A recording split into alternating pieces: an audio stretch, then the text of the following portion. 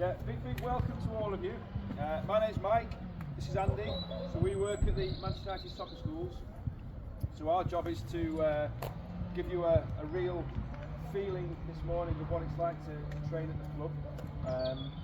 We've brought you here to probably the most sacred and historic facility that we have as part of the Manchester United facility group, if you like. So this is called the Cliff Training Ground, and this is where all our best teams from probably around the 1930s right through to 1999 trained and prepared for their matches. Okay, so can anyone remember the teams from the 30s? 40s? I didn't want to say.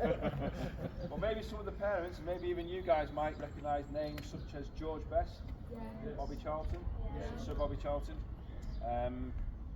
Dennis Law, some of your parents might, or even the Busby Babes. Yeah, so in the 1950s, our manager at the time, Sir Matt Busby, and his assistant Jimmy Murphy, they came in just after obviously the war, and the club was rebuilding very much in the 50s, and the whole plan around rebuilding was about youth and scouting the local area, scouting England, Wales, Scotland, Ireland for the best young players. We really wanted to get them in early, get them trained in the United philosophy, and get them playing the United way. That's what we wanted in the 50s, and it produced huge success. We started winning the first division, because it was called in those days. But Matt Busby, he wasn't happy with just beating the best teams in England. He wanted, even in those at that time in the 1950s, he wanted them to beat Real Madrid, who were winning the European Cup every year. They were the best team in Europe. So Sir Matt Busby said to the league, "We want to go and play them. We want to go and play in Europe." And we did that for a couple of seasons, and we participated in Europe because we were champions of England. And tragically, on the way back from one game in Europe, what's your name? Fantastic. You're back, top man. Yeah, tragically, the plane crashed, and 8 of the players, what we call the Busby Babes, passed away, along with I think it was about 15 staff and journalists. It was a huge tragic event in the history of the club, but what it also did, it cemented the club's belief and youth culture, if you like. And it wasn't just the tragedy of the event that we remember now, it was the way they played the game. They played, even in those days, on that very pitch.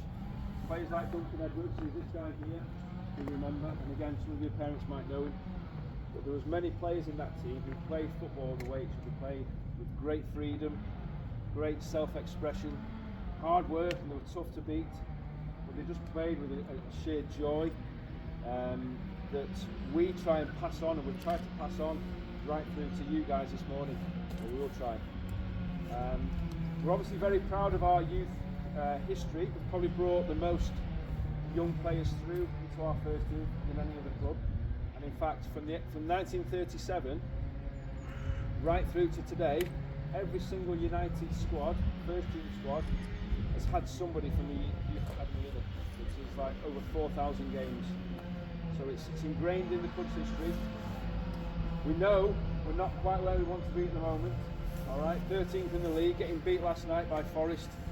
All right, but all it does is cement our determination to turn it round. All right, so because in football, in sport, or even in life, we're going to go through these times that are quite difficult. So it's about sticking together as a team, playing football the right way, keeping that love of the game, and coming out at the other end even better. All right.